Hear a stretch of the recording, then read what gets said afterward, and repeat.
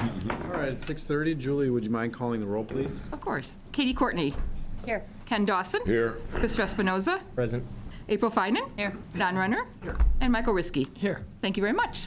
All right, having quorum, let's stand for the Pledge of Allegiance.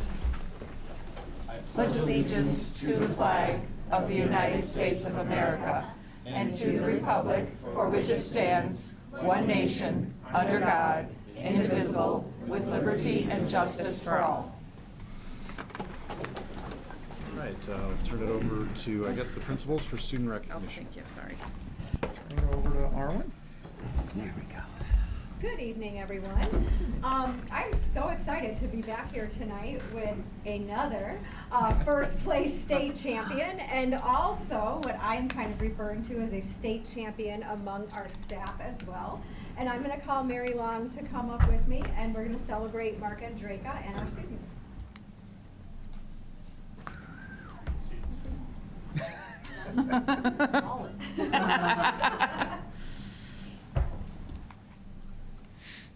I'm Mary Long. I'm one of the journalism advisors, and I'm going to start off by talking about Mark Andrejka. He was recognized by the IJEA, which is Illinois Journalism Education Association, as Journalism Advisor of the Year. So of all the advisors in Illinois, he got it this year. He has spent how many years as an advisor? 26. 26 years as an advisor, either as a head advisor or an assistant advisor.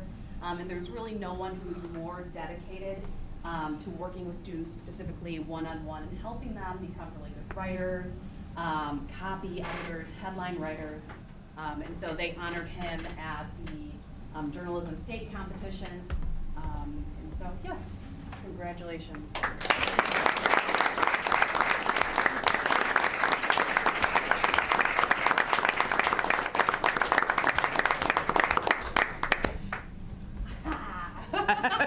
I was gonna stall. I also would like to talk about the competitive journalism team. So overall, we placed 9th in state. We had several people individually medal. We had our newspaper design student Yoli place 1st in state. So Yoli.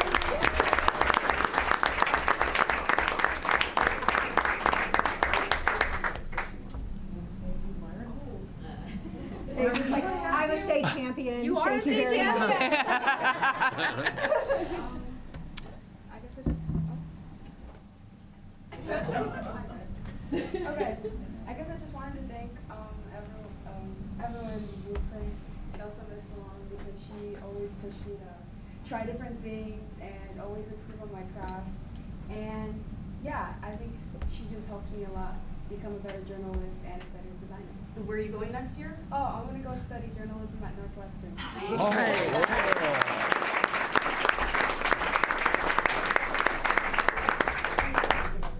Yes. Before Yoldi walks away from us, I have 2 proclamations for you. The first one is from the Village of Downers Grove, recognizing your achievement at IHS Ed Journalism State Finals. And you didn't know it, tomorrow will be named in your name in Downers Grove after you.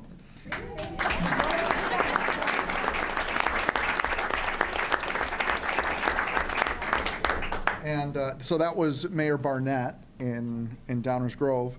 Mayor Cunningham in Woodridge, this is the one you didn't know was actually happening, today was named after you. So today is your day and tomorrow is your day. That's awesome.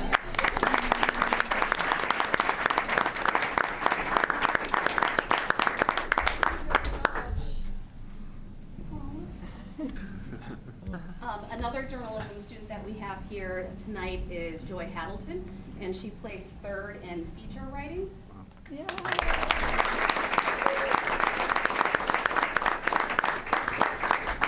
And then the rest of our team is not here this evening once seniors graduate.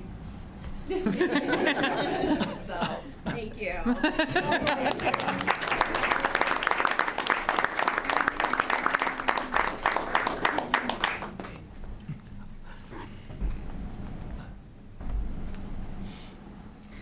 Next next I'm going to introduce Mark Molinari. Mark is here representing Brandy Palmerin and Ryan Altenberg as part of our Skills USA sponsors.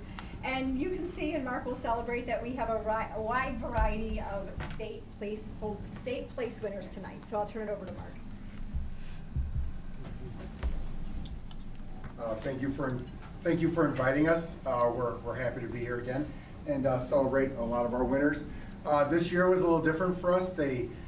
Peoria was booked up with the ZZ Top concert. Oh my gosh. We didn't have a hotel that cannot. fit minimum conditions. We had a one-star hotel that was probably going to get called to the board office. We stayed there. We ended up having to stay in Bloomington, so we traveled back and forth about 50 minutes to an hour, 6 times to go back and forth. But our kids were awesome, very resilient, and that's not to make an excuse that we didn't take first place in architecture this year. We did really well. We took 2nd through 11th place. Wow.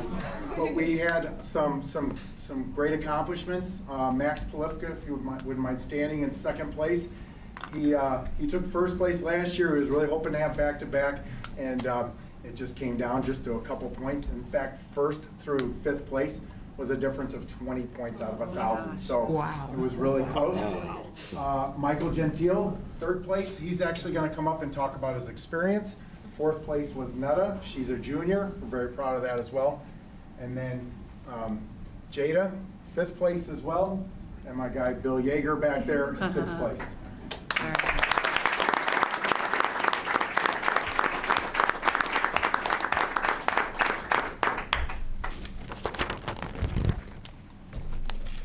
My name is Mike Gentile, and I just want to say, like, my first priority used to always just be track and sports, and I actually missed the competition my sophomore year because I would rather go to my track meet. But then last year I went to the competition for Skills USA. It was awesome. I loved it. We did all sorts of fun things like bowling. We did go-karting. There's so much like team bonding things we did, and it was just overall a great experience. And that's the reason I came back this year. It was awesome. Had another good year. Wonderful.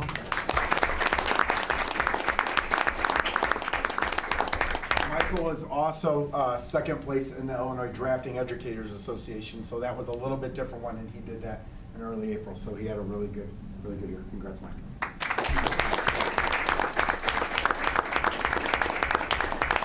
We had a 3rd place team, and Kevin Soriel, and I don't believe your partner's here today, but Kevin, would you want to stand up real quick and be recognized?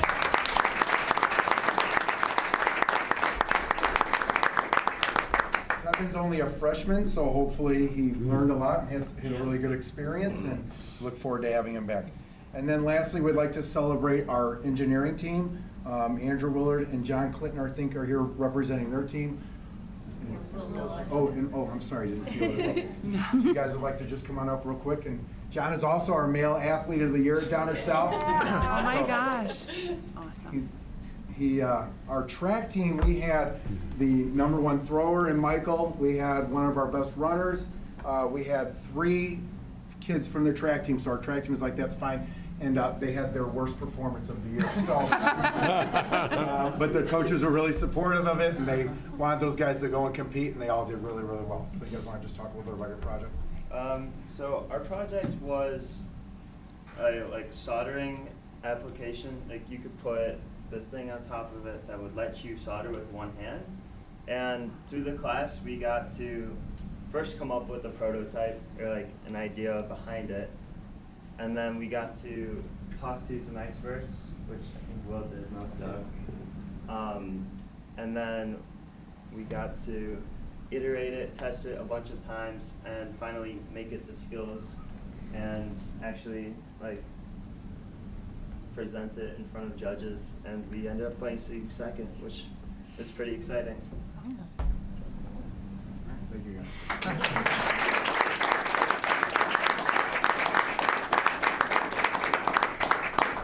And we do have our 4th place team here.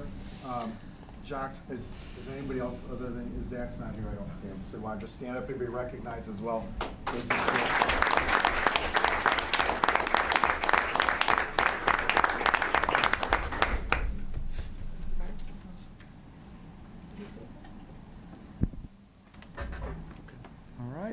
right. Thank you all for being here this evening. It is a public meeting. You're welcome to stick around the rest of for all the fun stuff from here on out. But if you have other things you'd like to do this evening, you can feel free to head out as well. Are we doing pictures? Do we know? I don't know. Yes. Jill? Yes. We are doing, there's Jill. Follow me outside and then take a picture. And then you're free to go or to come back. Thank you all Thank for you. being here. Congratulations, everybody.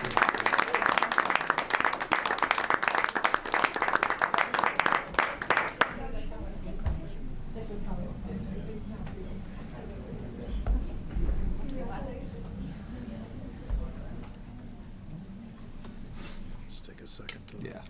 Things. So fun. I know both of these. Skills USA.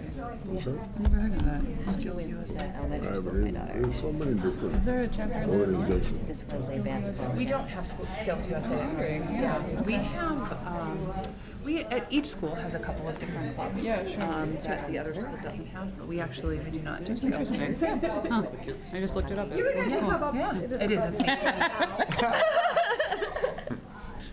All right, moving on to item number 4, can I get a motion from the Board of Education to approve the minutes of the March 10th, 2026 Policy Committee meeting, the April 20th, 2026 monthly business meeting, the April 20th, 2026 closed meeting, the April 27th, 2026 Parent-Teacher Advisory Committee meeting, the May 4th, 2026 workshop meeting, and finally, the May 4th, 2026 closed meeting.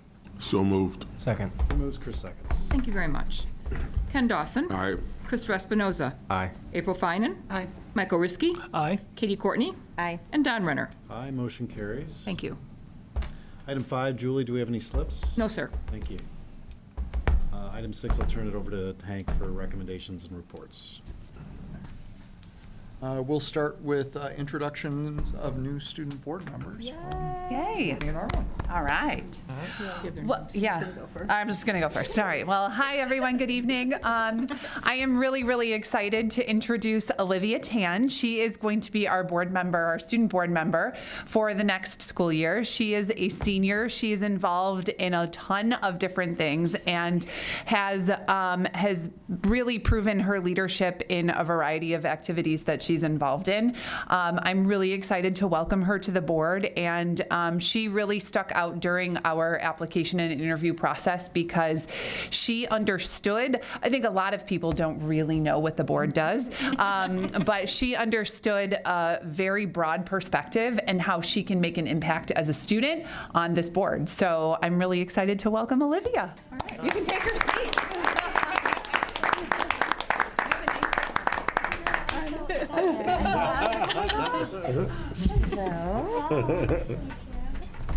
Hi again. I get to introduce our South student board rep for next year, Megan Walker.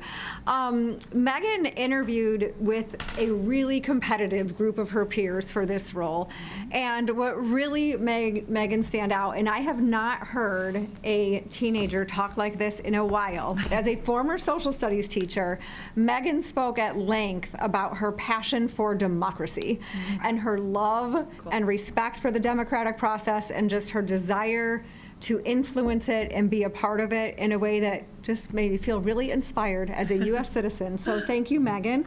Megan is involved in a wide variety of leadership at South. One that stands out the most to me is our PE Leader Program. It's one of our most prestigious leadership programs that we have, and Megan is a star amongst that group. We're just really, really excited to have you, and I'm so excited to hear your voice in this space. So you can come join us.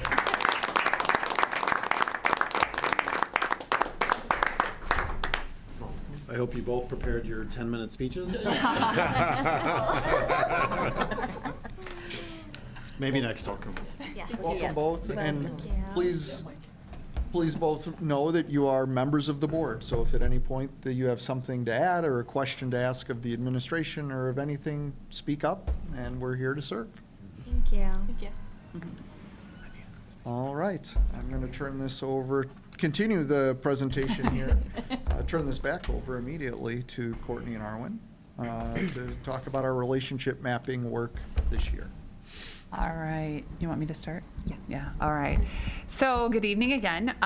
We are really excited to be able to talk about, we're going to go through some of our data here kind of quickly. And some of it is very similar to last year, but we're excited to keep evolving in our process of relationship mapping.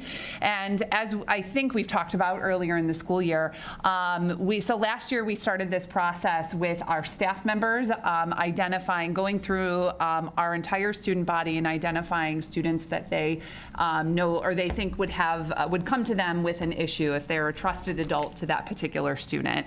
And so last year we began that process. This year we continued that process and did the same process with our staff members, of course, taking out a class of seniors and bringing in a new class of ninth graders.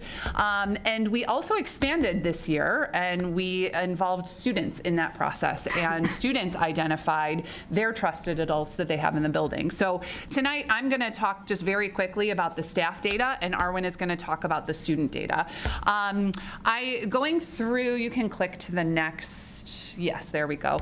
So as you can see, this is the average number of positive relationships by grade. And again, keep in mind, this is the staff identifying students who they think would come to them if they had an issue, okay? So very similar to last year, and probably pretty obviously, and it's a good thing, our seniors obviously have way more relationships identified than our ninth graders. We took this, for our staff did this activity at the end of first semester. And that is not a surprise, right? That over the 4 years that students are at our schools at both North and South, that they develop more and more relationships as their years go on. So again, not a surprise there. Yes, thank you. This is, again, by grade staff report, the lowest number of relationships with ninth grade students. Again, not a surprise, but we see that significant growth over time. And just to clarify that last bullet point at the bottom, for the charts in the presentation that show the percent of students who are present on the 0 to 1 list, that's students who've been identified as having 0 to 1 relationships. The lower number here is more positive, okay? You can click to the next slide. Again, by gender, a little bit of a difference here that male students are more likely to have 0 to 1 relationships. We're going to talk about some at the end of our presentation about a couple of things that we do in response to this data. But for example, one of the things that we look at in terms of gender relationships is that we look at this data and say, oh, maybe we need to create a support group for males, and we actually have that. And so we are able to take this data and identify some places where we might need to add in some additional supports for particular groups of students. You can go to the next one. Again, average positive relationships by race and ethnicity. We find that our Black students have the highest number of relationships reported. Again, this is the staff reporting, so you can take a look at that. Again, this data is very similar to last year, not a whole lot of difference. You can click to the next slide. And then the same for our EL and IEP students that you'll see on the next slide, that we've identified, our staff have identified that that EL and IEP students are less likely to have no relationships. So that's a good thing, okay? Again, same for IEP status. Next slide. And then we actually find no correlation between the number of relationships and students on free or reduced status. And so it's an interesting data point for us to look at. That's often where we find that there is some correlation, but not in this particular instance. So you can keep going. And then again, Arwen's going to talk about the students, and at the end we'll just kind of talk about some of the things that we're doing with this data.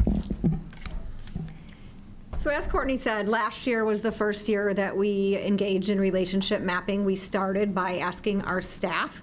One thing I'm really proud of is that many districts that do relationship mapping, and I will say, not that many districts do it, but the ones who do often don't ever get to the point where they're asking students to identify relationships with staff because they can't quite get to that spot where their staff are trusting of how the data will be used. And so one thing I'm really proud of is that we got there right away in District 99. From the moment we started this activity, the first question for staff was, why aren't we asking the students? And so last year we did staff only. This year we were able to ask both. So as far as I know, we are one of the few districts right now that is actively doing both, and our commitment to belonging, I think, is evidenced by that. I'll go through the slides quickly as well, but the data is actually very similar. So what students report essentially about if they feel they have relationships with staff is very similar to how our staff felt the relationships were identified. So that right there is a success point. So you can see here, 9th graders, their average was about 4.5 trusted relationships, and then that number nearly doubles from what our seniors report. This is the similar one Courtney talked about. These are our students that are on our 0 to 1 list. So students who are on kind of our list of identified either by staff as having 0 or 1 relationships, or are self-identified as having 0 or 1.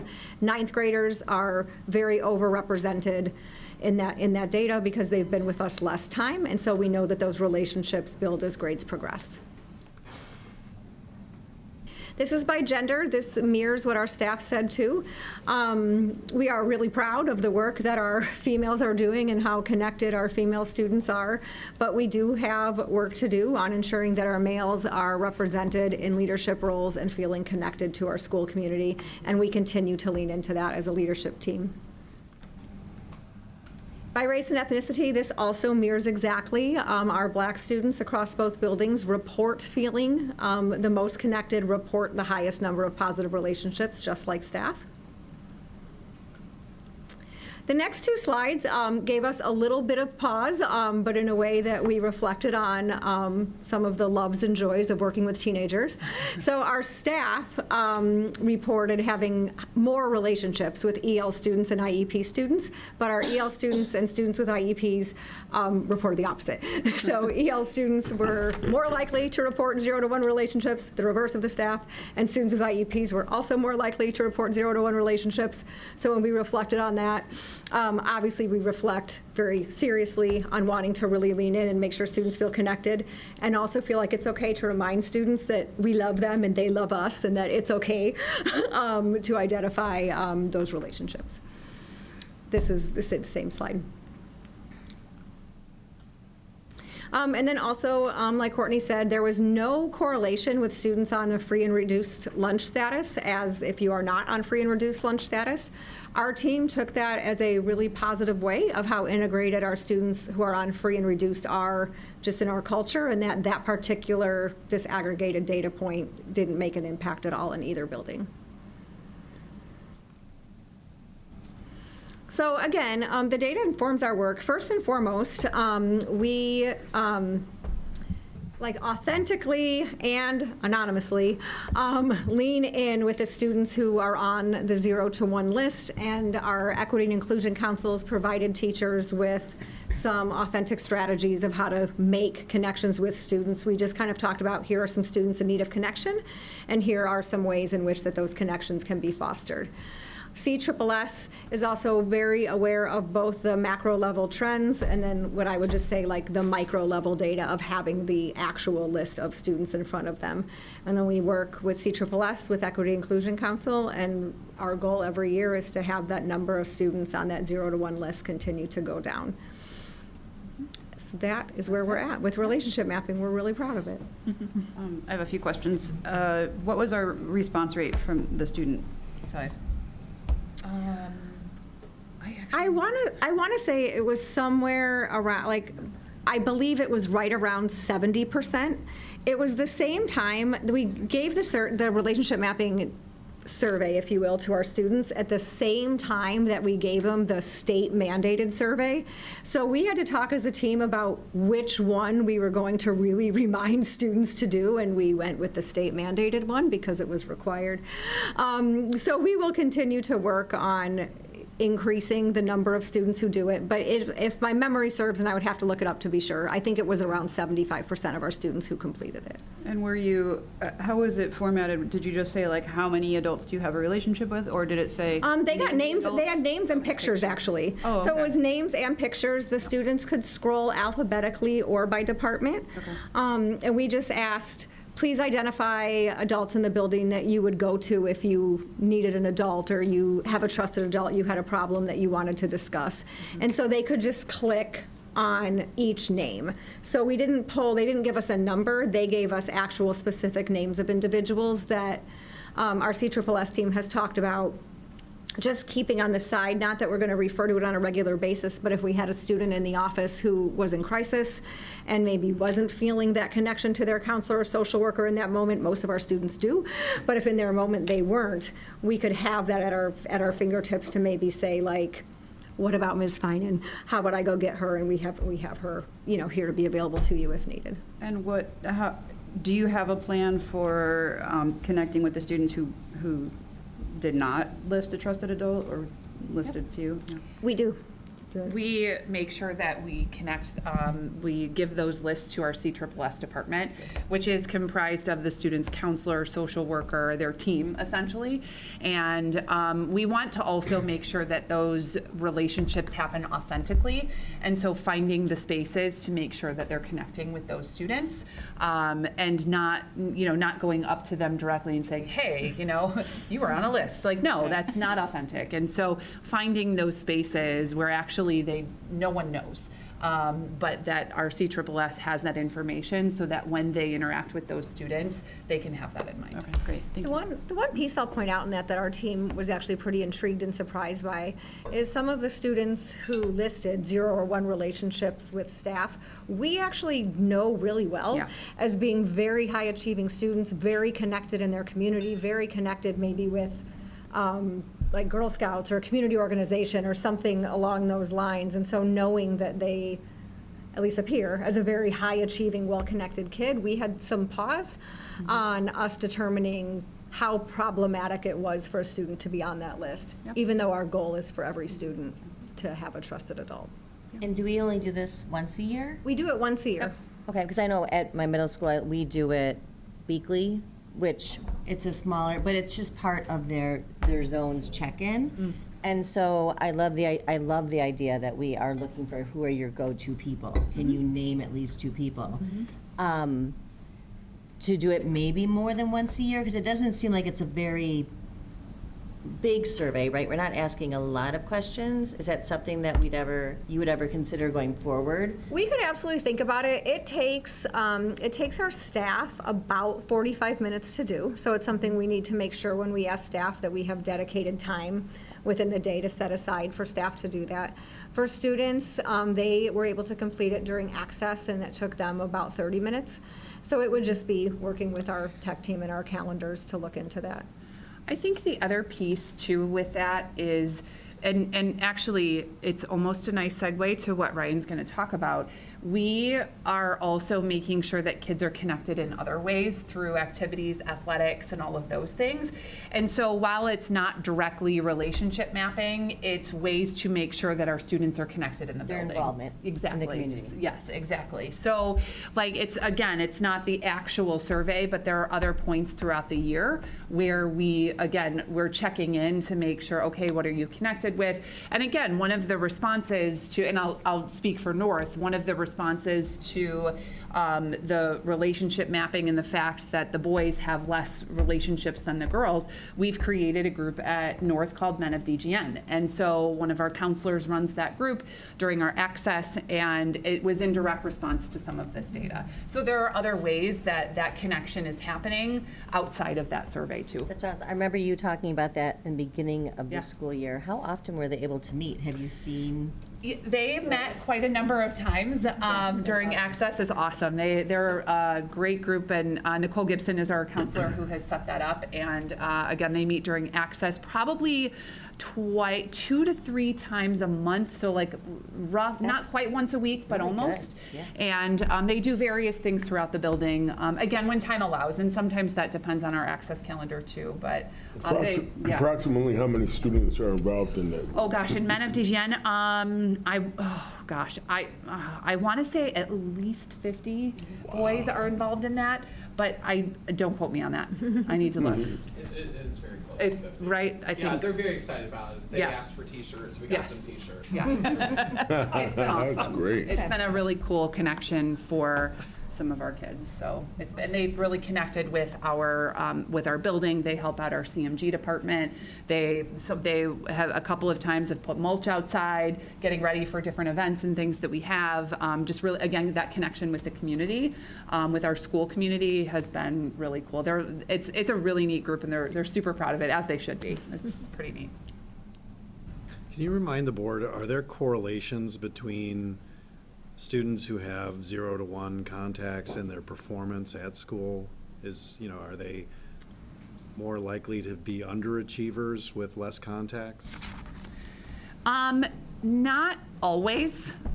There's not a direct correlation. Yeah. We do look at the GPAs of kids in those buckets, but it's not consistent. We didn't have the same pattern at both schools. Yeah. So we just took that as a data point that it was. So I think they were actually opposites. I think so.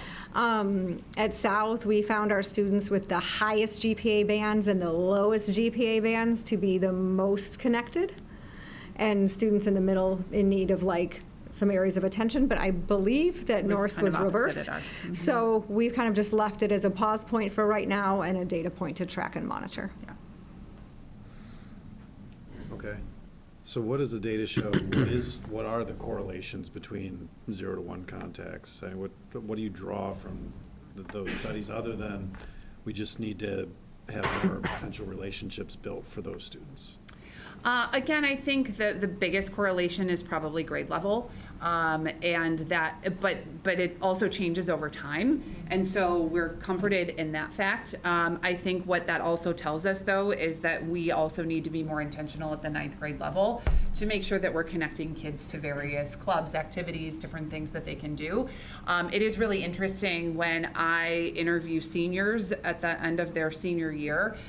They always say, "I wish I would have gotten involved sooner," and I continue to repeat this to 9th graders and their families. And so we have to, again, I think it's we've talked about a couple of different things that we're going to try in the upcoming school year or the next school year that might help with that a little bit to get our 9th graders more involved sooner, which I think could help impact that correlation a little bit. I don't know if you see anything else. Well, we know when students feel like they belong in their school community that their attendance is likelier to be higher and overall their performance is likely to be higher. That doesn't necessarily mean, though, that connections are happening with adults. So one of the things that we've explored doing, and haven't made the decision yet, but next year when we ask students, of asking them the same questions to identify adults, and then just asking, do you have at least one peer that you have a positive connection with in the building as well? Is there any relationship between attendance and the number of individuals that they feel connected to? We did not poll that this year. With all the disaggregating that we did, that was not one of them, which is surprising, that since attendance was our #1 initiative. But it wasn't something that we pulled this time. But I'm sure we could disaggregate that with our data whiz team. We could easily do that. Yeah, that would be really interesting to know, because I would assume that if you're had better attendance, you'd have more relationships throughout the building. Pull that and see if there's a correlation. That's if you could, that'd be great. Surprised we didn't. No, we didn't. We didn't pull it. Is there a relationship between kids who are involved in sports or activities and the number of relationships they report? Yes, that's actually our very next slides are all about that. And there is data that suggests that kids who are involved in activities and clubs tend to perform better at school, correct? Yes, and their attendance is actually higher. really good. Yeah, their attendance is higher. If we crosswalk back to that, we're going to see. And Courtney said that too. The relationship mapping pieces that we just presented are one part of our overall story of how we ensure that students feel connected. So it is possible that students who are on the 0 to 1 list are very connected and involved in lots of sports and activities and have great attendance and great grades and are just saying, if I have a personal problem, I'll just talk to someone at home and not talk to someone at school. So we were careful, like we said, not to necessarily use the 0 to 1 as a judgment that something was wrong, but just as an important data point for us to be aware of. I think now that we're doing this year over year, though, we'll be starting to look if is there a kid that goes year after year after year, right? And we see the student show up multiple years in a row. It might be a time to at least lean in or ask a question and a little more directly And it might be, like, I'm good, I have everything I need outside of school, or no, I would like to connect with somebody at school, and then we could have that conversation of how that might work. All right, any other questions on this one? Thank you. Thank you, guys. Thank you for all your work. We're going to continue the belonging train with Ryan. Hi, everybody. Last year when we came up, we actually felt like we had some pretty tough questions coming at us for activities and athletics. And so we really stepped back as a team to figure out how do we want to go at this a little bit differently. And so last year we did a belonging survey for students just at the end of the year. And part of the feedback that we felt like we got from the board, it seemed like an autopsy of kids' experiences when it was too late to do something about it. Sorry, oh my gosh, I just hit this with my face. So this year we did a whole different thing. Since activities and athletics weren't the main focus this year, focusing on attendance, we wanted to know, like, how could we participate in making sure that kids that are involved, that we can represent what their experiences are and how it impacts their grades, their attendance. So last year, Don, you asked me, what is the impact of grades on students who are participating? So last year, first semester, 7% of the overall grades were Fs. Of the students who are participants, it was less than 1%. So for students who participate in one or more activities, they're far less likely to miss school. In fact, we started tracking kids from teams out of season, and we find that sometimes their absences double when they're out of season. So for us, we kind of tried to put together a comprehensive strategy to address it. And so I'm going to talk a little bit, before I get into the data, a little bit about our strategy. So at the beginning of the year in Access, we asked North Stars from North and our Blue crew from South to work with our freshman Access and our regular Accesses, and for sophomores, juniors, and seniors. We put together a list of all of the sponsors, what their contacts were, what days they met, what their activities were like, and had a sort of activity where kids in class could talk about the activities they're in, what they get out of it, and all that good stuff. Then they were asked to make a goal for participation. So they all filled out a form saying, like, this is what I'm hoping to participate in this year. They were given top 2 activities they were looking for and top 3 sports that they were looking to participate in.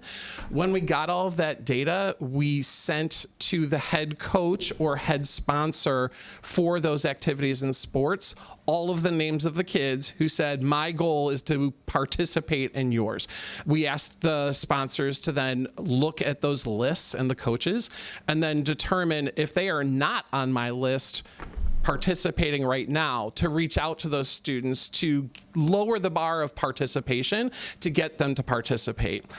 We started throughout the year working with Phil and Travis on a report where we could have these coaches to get a report saying, like, hey, this student's not in school today. And it gives that number of tardies and absences so coaches and sponsors could address that with their students, because most trusted adults for our students are our coaches and sponsors.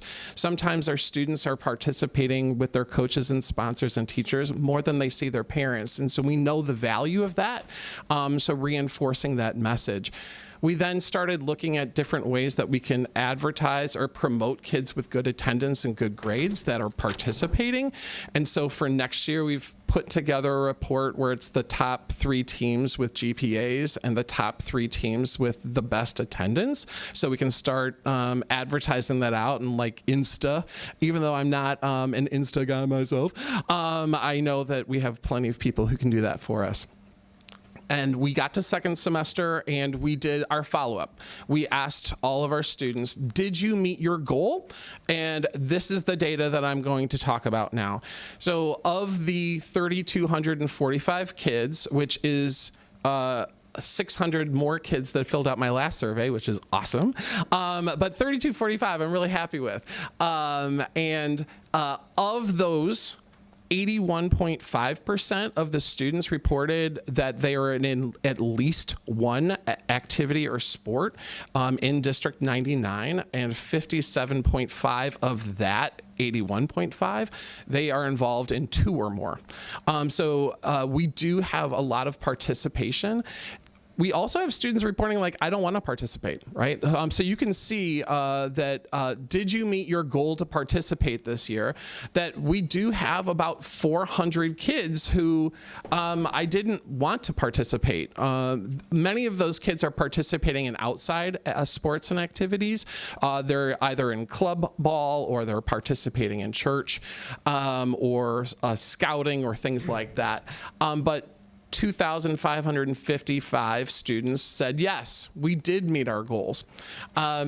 We also asked about their sense of belonging, right? 91% of the students report that they have a sense of belonging. So yes, most of the time, or absolutely yes, 91%, which is fantastic. We are concerned, though, about the 1.5%, right? Saying absolutely not. When we look through that data, some of those students are participating in 2 or more activities or sports. And so it does run a little bit deeper on sense of belonging rather than just participating or having connections to your teachers. Sometimes it's peer-to-peer conflict. If you go to the next slide, students who did not meet their goals, right? We came up with a lot of different reasons last year, and then we also put other. We took the reasons for other that students reported and also added them. So peer, coach, or sponsor conflict, right? There's 12 students who are not participating either because of students on that team or having some type of conflict with the coach. Also, students with health concerns. We have a lot of students who aren't participating simply because they want to get off on the right track as a freshman. 40 students said, I'm a 9th grader, I want to focus on my academics. And our 10th, 11th, and 12th graders, 69 of them also reported that. We can't overlook that there's also students who have responsibilities outside of school, whether that's work, whether that is taking care of a sibling. And so we do have about 71 kids who reported that overall. And the low bar that we always try to get across is the unsure how to get started, right? Sometimes email does not work for kids, right? Sometimes there's so much on the TVs that are flashing by that is also enough. That getting the email recap when there's the announcements happen during access, is everyone listening? Do we get all through all of the announcements? That it is a challenge to really hit the students and making sure they know how to do that. So we are trying to make sure that all of our communications are strong for students to get involved. So we're always looking to grow in that area. But out of the 218 students who reported multiple versions, I think there's 555 reasons up there for the 278 kids. But we do hope that we see more growth in that area. One that I'm personally proud of is the language barrier has dropped in half this year. So last year when I was up here, it was over 20 weren't participating because of the language barrier. So this year we pushed into our EL resource classes, activities and athletics did, in order to talk to the students about ways that they can participate. And so that's been really good. We've also seen an uptick with our EL students in our career pathway classes. And so I think those direct contacts in a place where they are, that they feel comfortable, that that made a difference. So, any questions for me? You know, where it talks about the one I tried out for an athletic team but did not make the roster. Yeah. What are we doing to address that in terms of not losing those students because they didn't make the roster? I mean, are there intramural sports for them? Are we looking at different options to keep them connected? We do. And how many, and you may not know these answers off the top, but how many of our sports are no-cut sports versus I don't know that answer, but I do know that we do take data as students are trying out for teams. We have added like whole levels of sports. For example, we just got a request from Athena's from North that they had over 50 young women try out. So that is, adding a coach so that they can support that level. I believe we just added a level to lacrosse? No. There was which one was it? Yes, lacrosse. So we are, for flag. We do have no-cut sports every season too. So we also make sure, and sorry to jump in. No, but hey, to answer no. part of this question. I don't know how many no-cuts, but if a kid doesn't make a sport, we'll try to connect them with one of the no-cut sports that we have that particular season too. So just FYI. Yeah, we also do have like athletic clubs, like pickleball, at both schools. That sometimes when students aren't participating, they jump right into pickleball. Because the great thing about activities is you can join anytime throughout the year. It's not just one sort of tryout spot. But our athletic directors are really good about advocating, especially when the number hits a certain level where it's like, whoa, that's a lot of cut. Can we add another level? And then we go through that process. Cool, thank you. Yeah, you're welcome. Now, just, back to the question that was asked, they didn't meet their goal, right? So their goal could have been, I wanted to be on that team. Right, true. They might have ended up on another team or a different activity, but still not met their goal that they set at the beginning of the year. Yeah. So it doesn't necessarily mean they weren't involved. Yeah, no, the kids, they were pretty honest with their responses. Like one student said, I chose 8. I was like, ooh, set unrealistic goal. Got it. Or behavior concerns, like I'm always grounded. I'm like, okay, wow, behavior concerns. Got it. So that does come across a little bit too. Cool, thank you. Hey, Ryan, any concern or insight in lack of motivation? That's the largest, right? The largest non-qualifier here. I mean, into it, or like, what were the numbers last year? Because lack of motivation, it sort of goes across, right? Because if you are not, if you and your friends want to do something outside of school, there's a lot of students who do bands outside of school.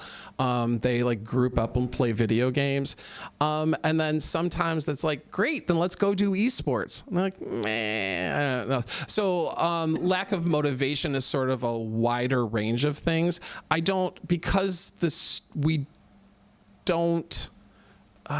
haven't really looked at the correlation between kids' grades and lack of motivation. Are they the same kids? I suppose I can do that. Lack of motivation is a tough one to do, especially when sometimes they're just like, no, I'm just not interested. And I just flat out tell you, 32 kids just said, I'm not interested. Thanks, though. But, yeah. I think the power of going through these exercises and gathering this data is it allows you to reflect on where we might be missing out. Mm-hmm. And your examples that you shared here tonight about the EL experience and actually going into those classrooms and trying to convince them and provide ways to deal with that language barrier to get them involved in clubs is exactly the power of this process. So I'm just really happy with the work here. Awesome. And it's making a difference in our kids. Can you speak to a little bit about what your plans are for next year and what you're thinking of as far as how can you improve this process, where there are other gaps that we need to address? Yeah, I think that we would like to dig in a little bit more into the kids who say they don't have a sense of belonging and yet they're participating in 2 or more sports. What is that? Because everything tells us that their grades are better, their attendance is better, and yet that they had other choices. They could have not responded to that question. It's not a required question, but they still responded that. And to me, that is like a sense of, I'm wondering if anyone's going to ask me about it. There was a student who responded absolutely not last year that I ran into by chance at one of the schools, and we talked to him about it, and it was a pretty heavy reason. It didn't have anything to do with the sport that he was in, but it was something that I'm like said, do you feel comfortable in me talking to your counselor about it? And I did. It is something, though, that it's going to be different for every student. So I think that is going to be a CSSS weave in.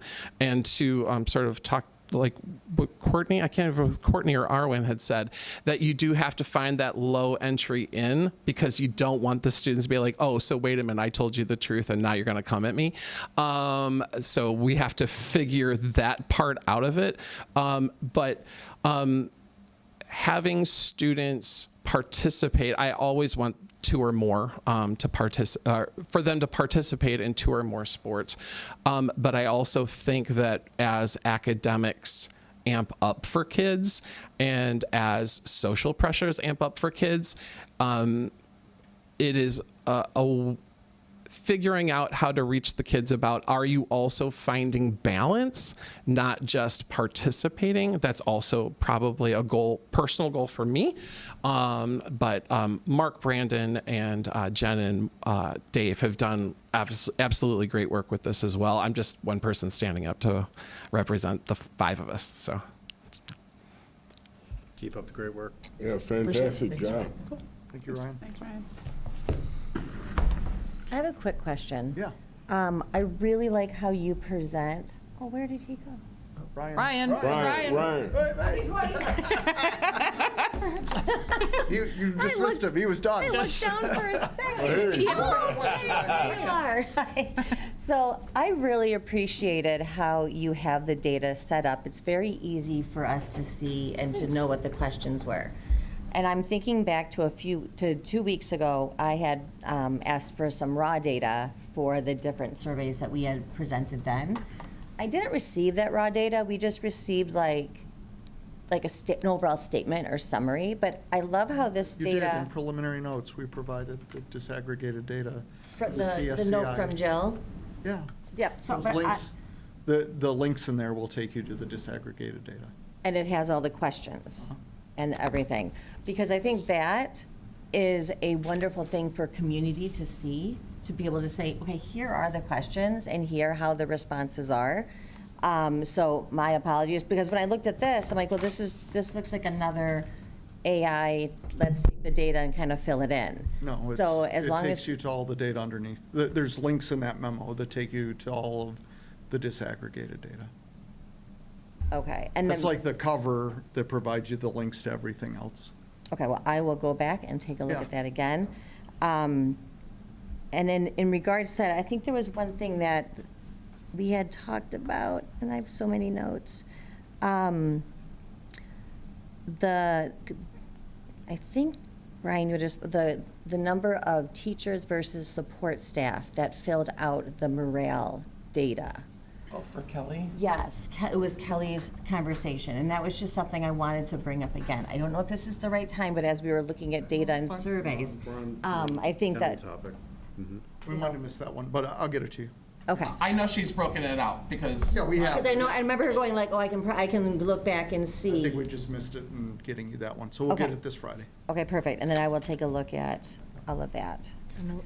But otherwise, I think this is great, right? As a student, as a parent, as a board member, as a teacher myself, this is a very easy way to look at the data and to really interpret what we're collecting from our students. So I appreciate that format. Maybe it's the math teacher in me, or I love it. Oh, yeah, no, I am Mr. Pivot Table. You want a pivot table? I got it. You can ask Kate.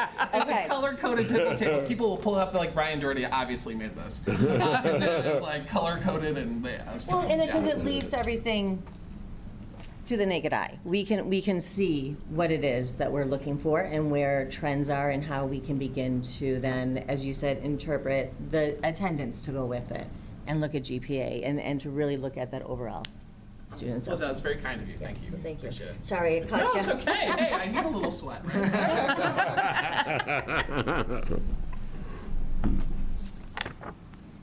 All right, next one, statement of work for next year. I presented this last week, or last meeting time with the report.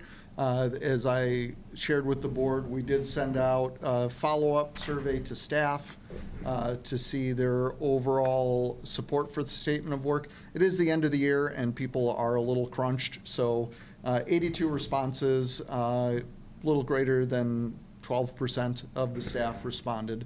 But in there you can see the great majority can strongly support it or support it with reservations. About 9.8, 10% said that they cannot support it. As you read through the comments, though, the comments for strongly support it with reservations, or cannot support it are all similar in what their concerns are across those that responded. So these are the themes that I saw as we go through it. So most saw the term of engagement as just continuing the work from this year, which is the way we are framing it, right? Was that this year was great. We're building on the work that we did this year. We've seen a lot of positive results, both quantitatively and qualitatively, in the work that we've had. There was in the plan discuss of some specific possible potential action items for next year. So you can see those things that showed up favorably in those responses: investigating digital hall passes, first period attendance, focusing on that, continuing working on our belonging, like what you heard tonight, both in the relationship mapping and our activities in athletics, and then trusting our internal experts over outside consultants in the work we do. And we do recognize that we have a great experienced staff here that we can lean on. Professional development, well received, especially when it's teacher-driven, differentiated, and department-based. Just a reminder for the board that so in a month with 4 weeks, right, one of those is dedicated to personalized professional learning. That's the teacher self-directed professional learning. So already a quarter of our professional development plan is staff-directed. Then another rotation in that monthly rotation is a staff-wide, where teachers come through during their resource period. In that 78-minute period, about 40 minutes is where we're directing the PD, and the other half of that is for staff to actualize that or to use that time for that topic. So in a 4-week rotation, about 1.5 parts of that 4 are truly teacher-driven and like self-actualized. But we do hear that like in the things that we are more delivering and putting together, that more differentiated and department-based. There's also in that rotation a departmental meeting. So it's just continuing to build on those things. Our professional learning team has spent the year working on this, and I think we're going to see a lot of positive results on the work that we've put together this year that will roll out next year. Top reservation, as we would expect from teachers, is that recognizing this can't just fall on the teachers. We talked about this a little bit last time, the idea that you can't make anybody engage, you can't make anybody feel like they belong, right? You can't make anybody show up to school, right? All we can do is increase the chances that that could occur, all right? Make it more likely that that could happen. But, concern that, we would be holding teachers to be the only ones that did the idea of working on engagement, and that isn't our plan, nor would that work. Concerns about, what we have going on in our other areas, are they running interference on engagement? Is things in our grading policies or attendance consequences or enforcement, are those things that make students feel less engaged? And what is the intersection between those two things are topics that we'll have to look into and investigate over the course of the next year.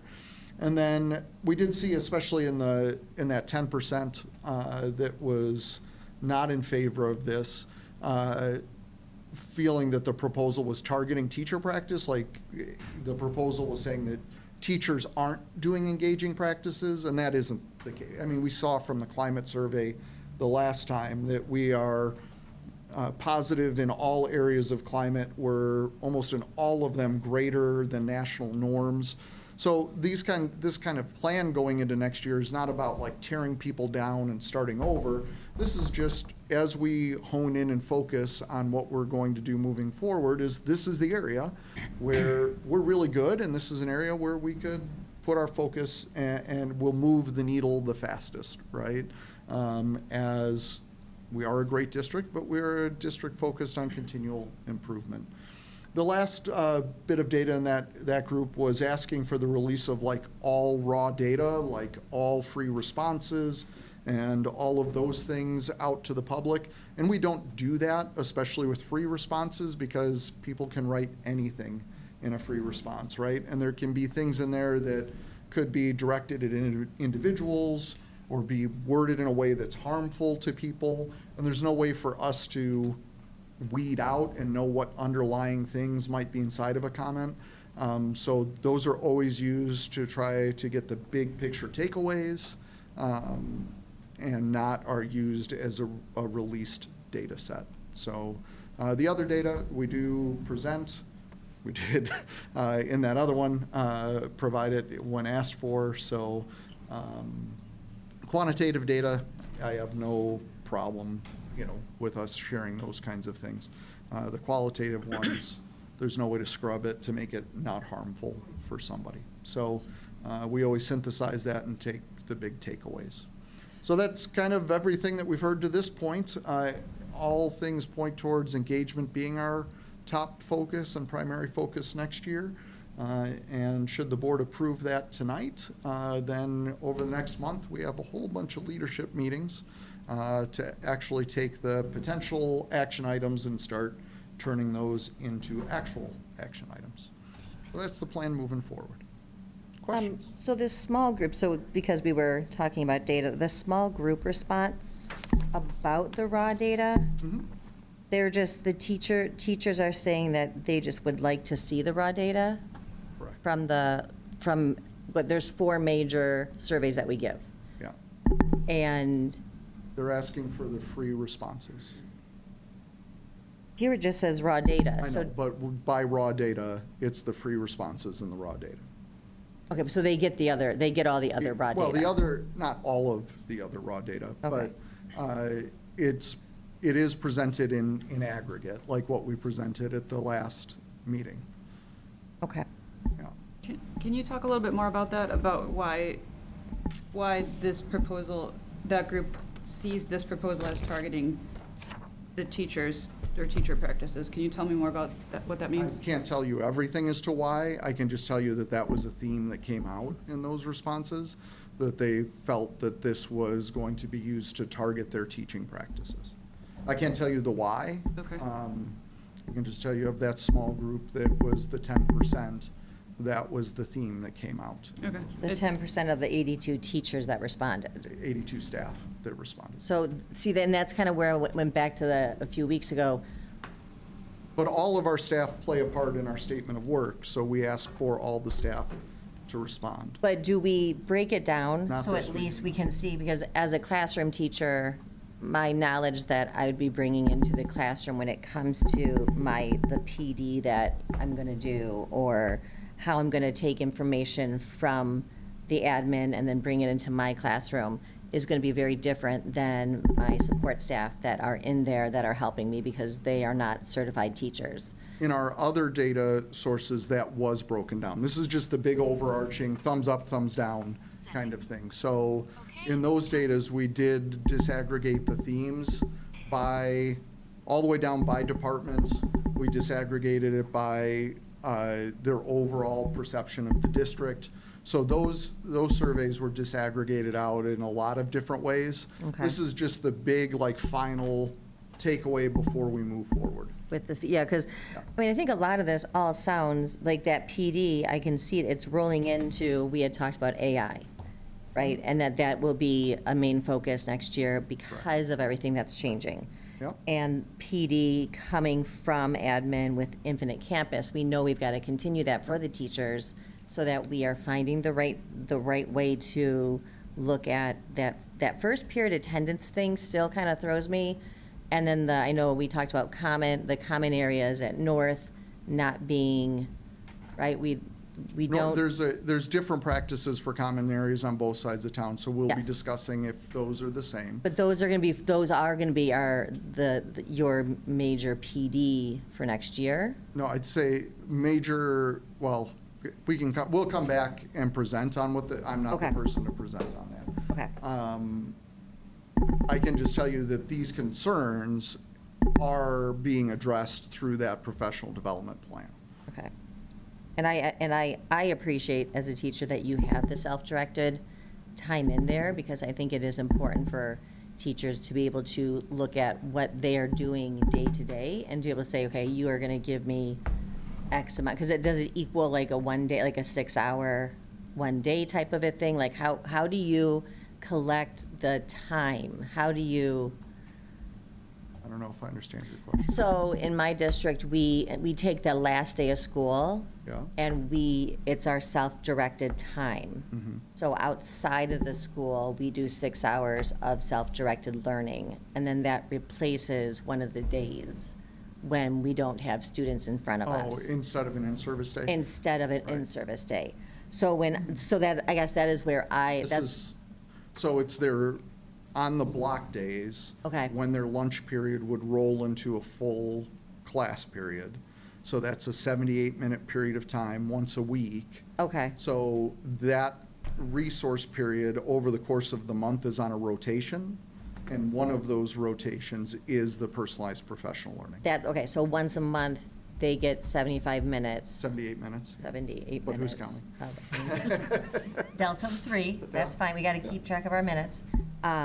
But, For the personalized professional For the learning. personalized, One okay. of those other learnings, one of those other sessions is determined from our professional learning committee or from the building level. maybe department level or something. Right, like that. 78, of that 78 minutes, 40 is like whole group discussion, whole group PD, and the remainder of that time, so 38 minutes, would generally, I don't think we stick to exactly that clock. Well, yeah, but you never do half when you and have a half. room full of teachers, Half and right. half is like directed versus then their own personal time. Okay.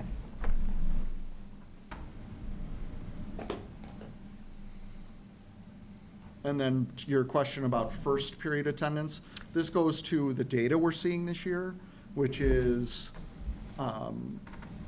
when students make it to school and make it to first period, the first period of the day, they make it to all of their other classes and they generally make it on time. When students are late, it tends to be the first period of the day or their first period of the day. And when they missed most frequently the first period of the day. So this year, teachers have been following up when students are missing a single class period across the entire window of the day. That's a lot of work and a lot of time for teachers to follow up. Very hard. So what we're talking, and remember, we have the next month, we need to work through plans, but preliminarily, what we're looking at is that teachers would hyper-focus on their first period of the day and really be looking at student trends across that first period, would be communicating a lot with the first period of the day, and then the rest of the day be just looking for general trends, not every single absence, right? And we believe that if we can get kids to school, we can get the kids to school on time, what our data shows is that kids will be at school. And we just need to hyper-focus on that. And then when teachers see trends in other periods of the day, they always do follow up. So are there indicators in the Infinite Campus system where, let's say, math is not my jam, and so I get to school and I tend to miss this one class? Some of that is true. Is yes. there, right? So is there alert? Is there some kind of it's a system, right? So in Infinite Campus, what does it look like? That's where we have the unaccounted for report that's run. So Okay. every period that's being run, so if a student is in the building, they haven't checked into class, then that report is ran and we sweep the building and take them back to class. So that is being done on a daily by period. By period. Okay, that's really nice to know, Yep. right? Okay. Good. All right. Any other questions? Can I say something about Yeah, the first go period ahead, Olivia. absences? So from my opinion and from what I've seen from the students around me, it's generally not the first period teacher's fault, or the subject even, that the student is missing the class. From what I've seen, it's because a student has a big test later in the day, like they think, oh, I have a big test 4th period, I need to skip the first 3 periods to study. And that's often what I see, which is really hard to fix because, I mean, the first period teacher can't force it, and if they want more time to study for their test later in the day, it's a really hard fix. But that's just what I've seen, in my opinion. Yeah, we also, see people, it's their parents dropping them off late or rolling in with their Starbucks. Like, there's other things that get in the way as well. So there are things that, like a first period teacher talking to a parent about, like, why is this a pattern? If get them to school 10 minutes early, like leave the house 10 minutes early, right? And hearing consistently from that same teacher that can kind of draw the through line, we think is more effective than kind of the scatter plot that we've had right now. And then as a teacher, you're responsible for that 22, 24, 28 students. Obviously you're responsible for all your kids throughout the day, but in the rest of the periods, you're looking at just big patterns in like a kid that misses a lot of time or has been missing a bunch of time in your class, or consecutive days, those kinds of things that we always as teachers are on the lookout for. But the data shows once they're there and they're to class on time. So really next year is a focus of getting them there and getting them there to start the day. Because then the rest of it, our other systems kick in and kids are not getting lost in the school and are making it to class, and they know that there are consequences if they don't. So thank you, Olivia. I look at this as, this past year, I thought we did a really nice job of focusing as a district, laser focused on attendance. And I think the surveys that we've taken have resulted in higher morale, higher level of taking accountability of our students for doing that. Now that we've integrated a system that I think we've focused on getting kids into our building, the next step is logically, now that we have you here, how are we going to improve your performance, right? That's what I look at this mission statement as. I see this feedback as the challenge for Hank and his administrative team over the summer when integrating this mission statement.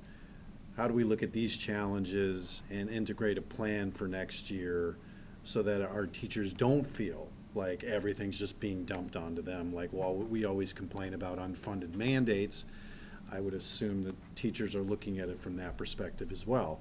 So what can we do to support our teachers to make certain that this level of engagement is going to be accomplished, and provide them with the proper support and guidance to assist them through that process? Yeah, so to add on to that, tonight we're being asked if we support this proposed statement of work, and I would say, sure, I'll support it with the caveat that I do think it's important that we need to hear out these teachers and make sure that we're understanding why they're feeling, even though I understand it's a small group, still, why are they feeling that this is possibly adding work for them? I just want to make sure that we're listening to them and that we're spreading it out. Well, that's everybody's first reaction when you hear something new. Us too, right? When something new shows up, how am I going to do this? I think part of what we're already showing is, like, by pulling back the attendance expectations from all 8 periods of the day to 1 period of the day is trying to make some space in that, right? Addressing the concerns in professional learning that addresses some of those concerns. And it's also setting reasonable expectations, right? There's no expectation here that a teacher is going to throw away everything that they've always done and start over with this new focus on engagement from the ground up. That's not it. It's little tweaks and additions, and where does it make sense to do something new or different? And then collectively, if everybody's doing a little bit here or there, it all adds up, just like this year, doing little bits here and there around interventions and accountability and follow-up. It all adds up as an organization to move things forward. And we saw that move forward in the data you saw the last time. I would expect that the same thing here. If we are collectively just making little tweaks and adjustments and looking for the opportunity to make a difference. You know, a teacher, it might be a warm-up, it might be a brain break, it might be a closing activity, it might be something that they push into a different unit, right? Little things that we do in our communications and parent expectations and student expectations all add up to move the organization forward, right? We're a high-performing district. The data shows that in all kinds of different ways. So it's just about where do you make little tweaks on the edges. We're like a high-performance sports car, right? And those races, they make little tweaks. They don't tear the whole car down and rebuild it from scratch between each race. Little bitty tweaks here or there, and the car goes faster. And that's what we're doing in our district. On this fourth bullet point down where they had listed top reservation here, I just want to make sure that we're sharing the accountability with students and families. Absolutely. You know, Yeah, and- it's in the action steps. Okay, yeah, that's really important because it's not just on the teachers. Like Olivia pointed out, the first period teacher can't help it if the kid's there or not. The family and the family and the student have to be accountable as well. But part of it is making sure that family and student know we noticed, right? We noticed that you aren't there, and we noticed this pattern, and I can't do anything to fix that pattern as a teacher, right? So what are you doing, right? But we also know from all of the research out there, and from our own experience, that relationship between the student, the teacher, and the family is the strongest one. If I could write an email that would make every kid show up to first period, I would have written it by now, and so would have every superintendent in the country. But it's relationships that have the biggest impact on those. And we know that teacher sits at the strongest point of the relationships. With the statement of work and the subsequent tangible goals that'll be developed over time, how does your team go about communicating that with teachers and staff? And I don't know if you'd be able to answer, but do you think that they feel that it's communicated effectively? I mean, we do, that's why we do the surveys. We'll do the check-in in the fall. We do the one in the spring to see if it was. The feedback this year was that it was communicated effectively, and it was well-received. So I hope we'll have the same thing next year, but we'll do our best based on all of this feedback that we have to develop an appropriate plan from now until everybody comes back next year.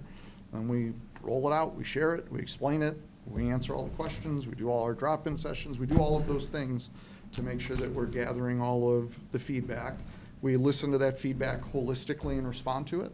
That doesn't mean that somebody might come to us and they might say, what I really want to have happen is this, and they might not get their request, right? I can't necessarily guarantee that every single individual will get exactly what they ask for, but I can say that holistically leading the organization forward, we look at all of that feedback and determine what we believe is the next appropriate step. And then after we make those moves, we are gathering, you've seen it all year, we gather that feedback and we use it to modify, whether it's from students and what you saw with activities, athletics, relationship mapping, and staff and morale surveys and these other surveys. And the data that they give us, whether it's 82 people or 700 people, we use that data to determine what our next steps are, and it influences the decisions that we make.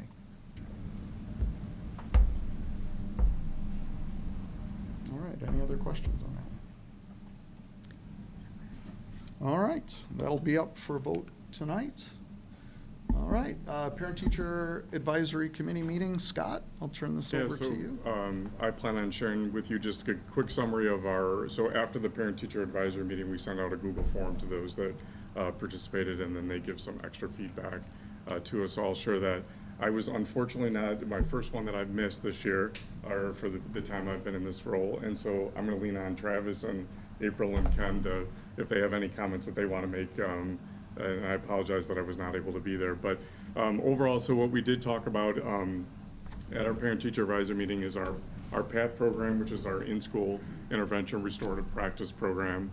We did talk about attendance, and we did focus on sharing some data on the first period attendance.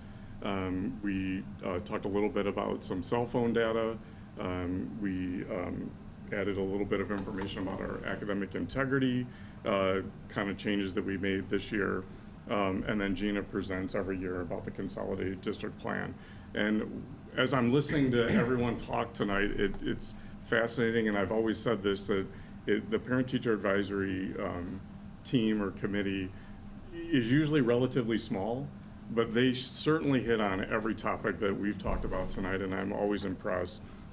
So I'll share those based on the feedback that I received. So the PATH program, they just love the fact that the district has a program that works on working with students, in their behaviors, and they really liked hearing about how parents are involved in that process.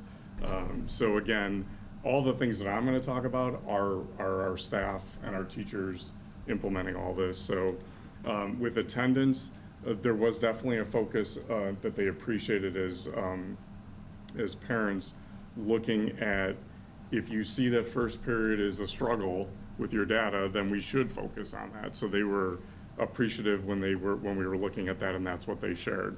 The cell phone, they really liked the changes that we made, for this year. So they were excited about that. The academic integrity really shifted with the feedback shifted to a focus on, which I think is a really strong thing that I'll share with Kelly and the AI committee. But the overwhelming feedback was, we need to prepare students for the future, the workforce, and we need to teach appropriately AI, but we need to teach it. It's going to be there, and we need to have that for our students. And then the consolidated district plan, is a collective of literally all the interventions and programming that the district offers. And you guys have obviously seen Gina's short list of it. And the parents were overwhelmingly positive about District 99 and the interventions that we provide and all the programming. And they reference, do we do a lot of networking to learn from other districts? And I can say, from my perspective, we do. Just in my perspective alone, I meet with all our partner districts, the administrators that are the student service administrators, and we talk about what's happening in the elementary schools, and we talk about what's happening in District 99. And I know that Gina and others all are connected throughout the community. But I appreciated the comment to really take a focus on what are other schools doing. And I think that's really important to see that. So I don't know if you guys have anything to add from the actual meeting itself. I think it was a very well attended meeting, and you really hit on all the main points. My main thing was telling the parents that did come to the meeting to go home, talk to your neighbors, talk to your colleagues who have children in the school, and bring one or two people, other parents, with you to the meeting next year. Because it's such a phenomenal, well-run meeting, and so much is gained out of it. It would just be great if we had more parents participating. One of the takeaways that I had was that parents are really satisfied with the new cell phone plan. At least the parents that were at this meeting, they were happy with the fact that their student can still have their cell phone maybe in their backpack or turned off somewhere, but they can be reached in case of emergency. And they did feel as though their students were engaging a little better in the classroom environment. And yeah, they were pretty happy with it.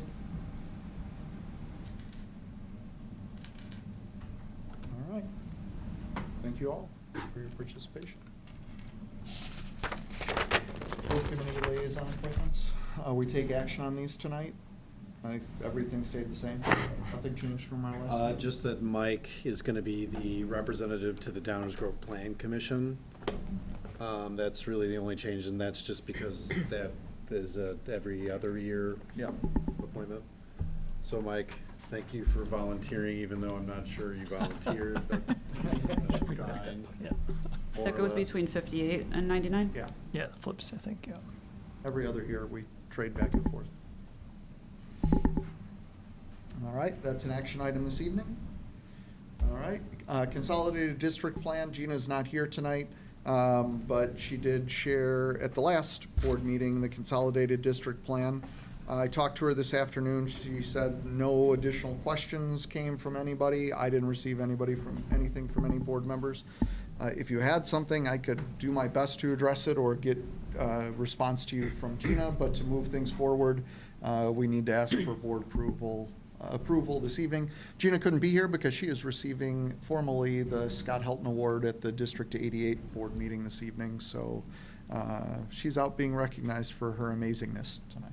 So are there any questions that you want me to try to answer? If not, I think Gina's done a nice job in all of her memos and presentation explaining it. All right, hearing none, that's up for approval. Athletic training services. This is another action item this evening. I'll turn it over to Jeree.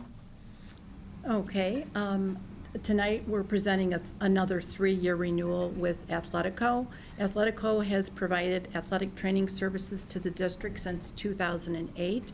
We've been very pleased with the partnership over all these years. Athletic training services includes the practices. They're at all practices, athletic events, and the summer camps.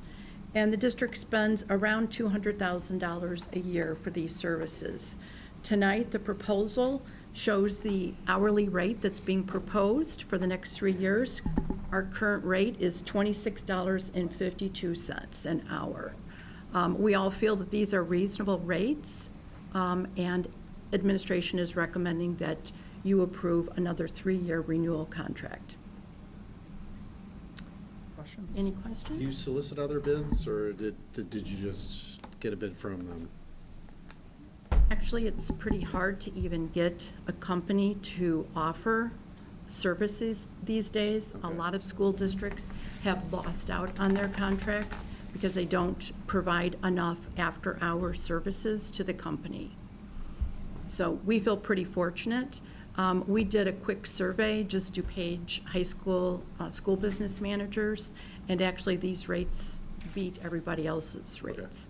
So Fair enough.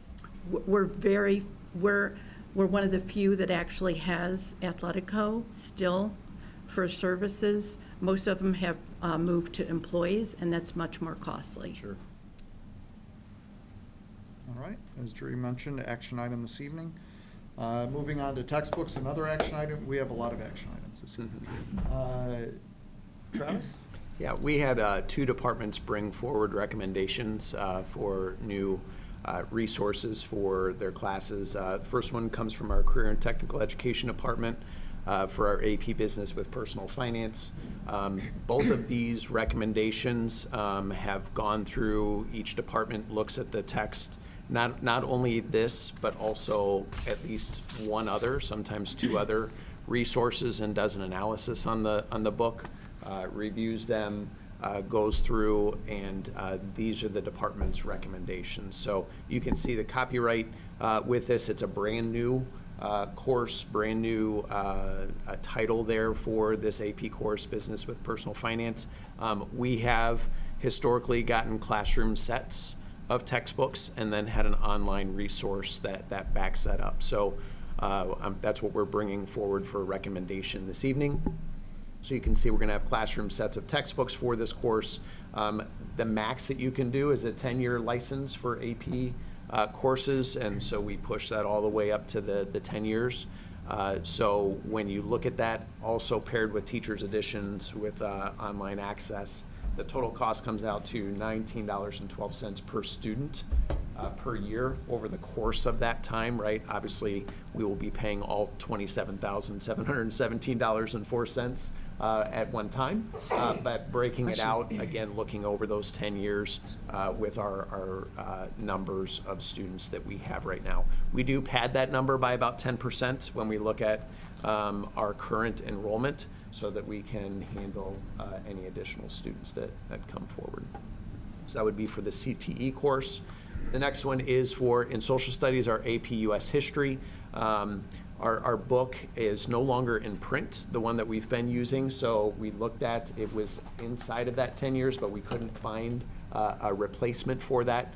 So we are looking at the American Pageant, the 18th edition for that. Same thing, classroom sets of textbooks. The most that this company could go out to is 8 years. So we maximize that, and again, you're looking at about $30.54 per student per year.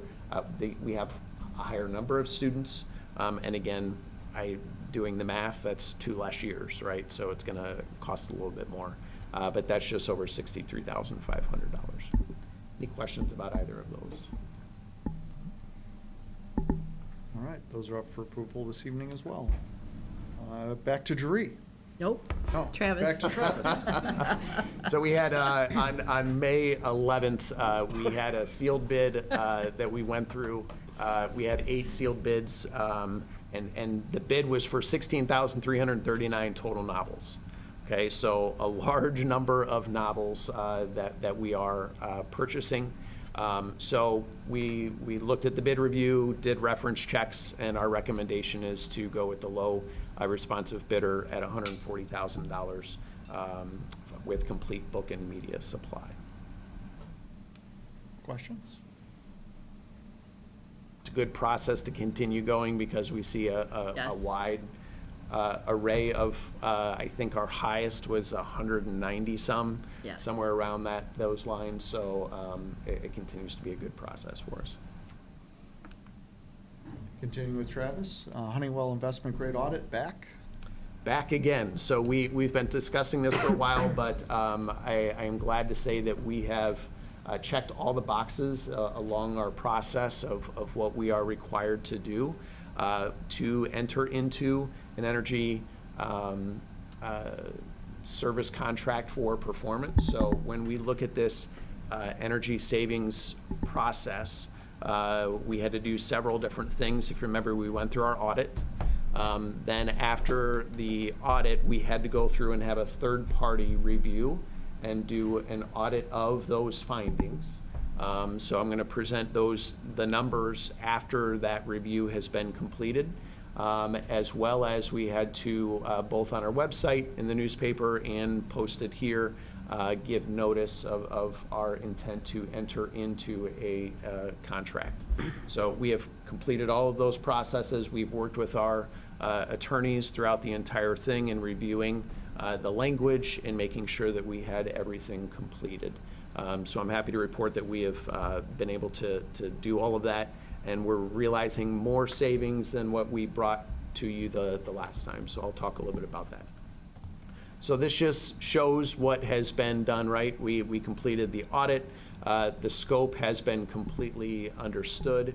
The funding strategy, as we talked about at the last meeting, utilizing a debt certificate, and Jeree's going to talk a little bit about that later in this slide deck here. And that is where we think that we're going to have the best funding mechanism, mainly utilizing our savings from a lot of these projects. So we can go to the next slide. So again, looking at the, none of the scope of the work that we presented at the last meeting hasn't changed, right? So we're looking at the same, when we talked about the roofs for the solar, the roofs that can accept the load, that is what we're looking at putting solar on. That does require 4 rooftop replacements. That is included in this work. So you can see the payout on all of these things in annual savings. But those are the main things. You'll notice the boiler isn't on there. It is in the work. It's just the fact that there really aren't any annual savings when it comes to that. If you remember, that had like a 220-some year. I think it's actually about a 250-year payback for that. So it doesn't, while it is an important part of our operations, we're not going to see substantial energy savings from that. So if you can go to the next slide. This is broken down into the different buckets, if you will. So we have 2 that are in a sub 10-year payback. That's our HVAC controls, retro commissioning, and solar array. And again, I want to reinforce these numbers are solid. These numbers are a result of Honeywell doing their work. We went through 2 different iterations with Baumann Consulting and going back and forth, and these are where our numbers are, and they're in guaranteed format. Then we have the long term, right, 10 to 22 years. In looking at that, that is water conservation, building envelope, and LED lighting. You can see, even though, for example, LED lighting, 21.7 years payback, we're saving just under $125,000 a year in doing that. Then when we look out of the capital necessity, not necessarily any energy payback, we have the boiler replacement, and then That controls work that we talked about, making the system open and integrating T99 into that, there isn't a energy savings, there's an operational savings that's going to be tied to that. So you can see that bottom line is $417,680 in annual savings. When you look at, let me get to the number here that I have for you. That's just under a $20,000 increase in the annual savings that we presented a couple weeks ago. $88,026 in the annual revenue. That is just over $11,000 increase from what I presented last time. And then when we look at the one-time savings at just over $1.8 million, that is actually an increase of $108,000 from what was presented last time. Remind me what revenue means here? So that revenue is from our solar. So with the Illinois Shines program, we will have revenue. Putting energy back on the grid and you get credit, or what? We're not putting energy back on the grid because we're not going to have enough to have that. We're going to use everything that we produce. It is part of that, the Illinois Shines law that goes through, and it says if you save this much energy, then you'll actually get revenue for that, because we're taking the load off of the grid. Okay. And it helps them in their functions and their operations. Okay. It's much like it's a kind of a energy savings on steroids that we do right now. We participate in an energy conservation measures that we do a test in the beginning part of the year, and whatever we can reduce, regardless of whether we're actually asked to reduce it or not, we get a check for that ability to do that. If we're able to, they call on us and it's a hot summer day, and they say, hey, can you reduce your energy consumption? And we do that, we meet that threshold, we get even more savings in that. So it's a way for the companies to be able to reward you, if you will, for reducing the load off of their grid. So again, these are what we talked about, the expanding the scope. So this is not related to our guaranteed energy savings contract. This is in addition to that we talked about last time. So our HVAC and life safety are controls for 21 rooftop units, and I've put dollar amounts to each of these, just under $551,000 for that work. Then when we look at structural remediation, we've already done the field house roof replacement, right? When you add that to our auditorium remediation, which is coming later in the next part of the presentation, that totals $793,570. When we look at upgrading all of our security camera hardware, that's just under $630,000 as noted there. And then for the district communications with our PA system, that's just under $300,000. Just a couple things to note with that campus security with the new hardware. What that does is it actually reduces the number of devices. We're going from 315 actual devices to 275, while also increasing our views by over 100. The greatest part of all of that work is while we have 95+% coverage inside of our buildings, our exterior, we're going to have additional viewing angles that we haven't had, and at a much higher pixel rating. The standard is 12 pixels to be able to identify a face.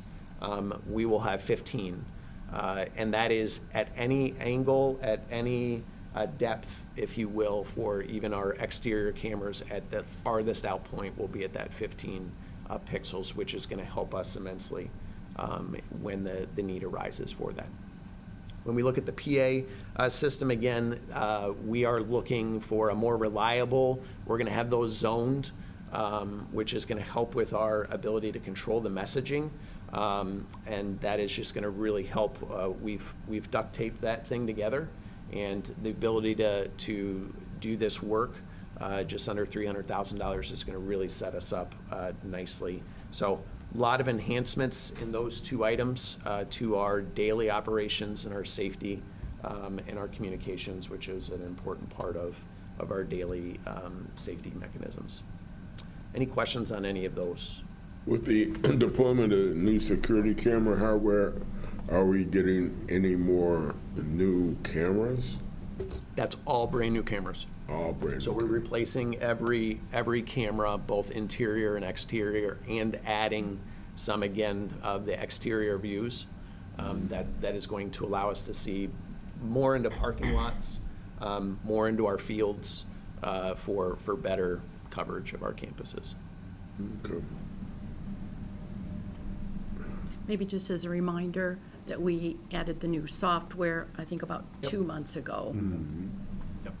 And the work with that, what that allows us to do too is we have a 5-year license on the software, on the cloud component that is tied with the cameras themselves, right? The cameras themselves are our eyes, and it's really the software that makes it work, but our eyes are getting very blurry as they're getting older, as I can attest to. I need to go to the eye doctor and get mine sharpened up, but that will be, again, a huge ability. And as a reminder with that system, it is not just reactive, it's proactive as well.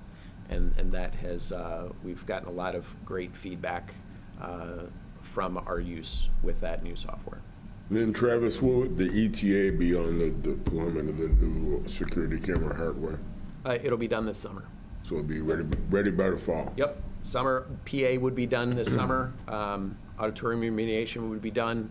The control stuff with the rooftop units is already in progress. That is needed for our health, life, safety work that we're doing. And obviously the field house roof is done. So everything that's on there would be completed this summer.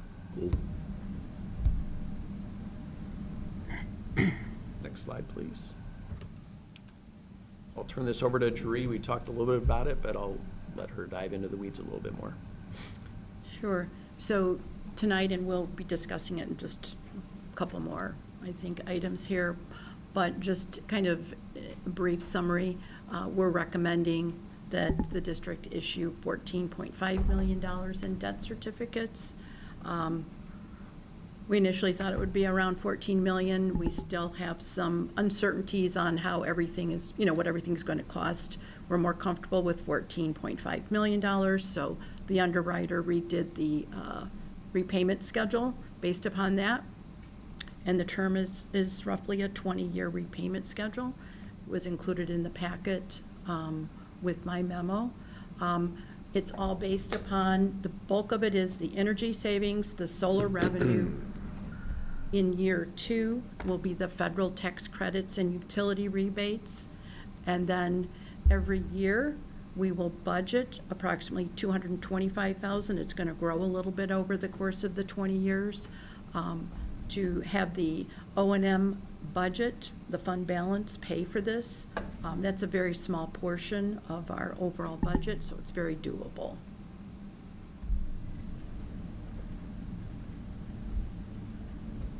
I mean, you can levy for debt service, right? Or not? We're not. Okay, but so you're not going to have to do the levy for debt service because you're just going to use O&M fund to do so. That's correct. Well, and it's only a small portion. The bulk of the payment is based upon the savings. Sure. Yeah, so the payment has been structured, right, so that we're utilizing the energy savings, the solar revenue, that one time, and Jeree's worked very carefully with them as far as to make sure that we'll be fine. Some of that is an unknown, right, as far as exactly when that's going to come in, which fiscal year, so that has been structured in that way, and then so the impact on our operations is that $225,000. Okay. And if you prefer, we can talk more about those specifics now, or we can wait for another couple of items. Well, it's the next item. Okay, it's the very next one. So if you just talk about it now, yeah. Well, it's 2 items, but might as well just roll it into this. Yeah, right, if you would like to have a little bit more detail on it. So yes, we've worked closely with bond counsel and the financial advisors over the past probably 2 months or so. They all have all of Honeywell's and the third parties' figures to agree with all of how we would restructure, or how we'd structure the repayment schedule.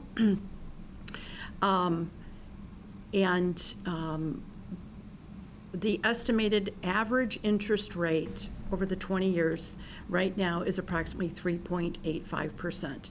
As we all know, everything changes from day to day. We would probably close early June right now. So that's just an estimate of what the average interest rate would be over the course of the 20 years. The financing also includes, which is separate from this, $550,000 for our annual Chromebook purchase that we do. We generally do it on a lease. We just thought to keep it easier, and actually it's less expensive just to just add it on to this. And so over 4 years, we'll have an additional payment that we normally would pay anyway. Let's see. We feel that this financing structure that we've put together is really in the best interest of the district in issuing debt certificates, and there's no impact to the taxpayers, and it's very doable to do $225,000 to almost $300,000 a year by year 20 out of the general operating budget. Yeah, first of all, I want to thank you for all your efforts. I know this has taken a lot of work, and I think we get some great results. And I think it's important to note, right, because this, in some of the wording you said, right, it's largely self-funded, meaning the savings are largely, that we're now, energy savings are really paying the debt certificates back, if I understand correctly, right? Yes. And it's important to note, too, those savings are guaranteed, right? Those amounts, like in the payment schedule, are guaranteed, so if we don't hit them, Honeywell makes up the difference, right? And that pays off a large portion of it, and if I saw the payment schedule correctly, over 20 years, yeah, the out of the operating budget, it's like maybe $5.5 million, so on average, $270K a year, right, over 20 years, right? Right. So again, yeah, I appreciate your efforts. The self-funding of it, I think it's been very creative. And very beneficial, right, to the district, and it's so appreciated. Thanks. And I think it also deserves noting once again that there's no impact to the taxpayers. Right. I think that's critical. Fantastic job. Yeah, there's a lot of great capital projects that are going to be completed, yeah, and many of them much needed. Yep.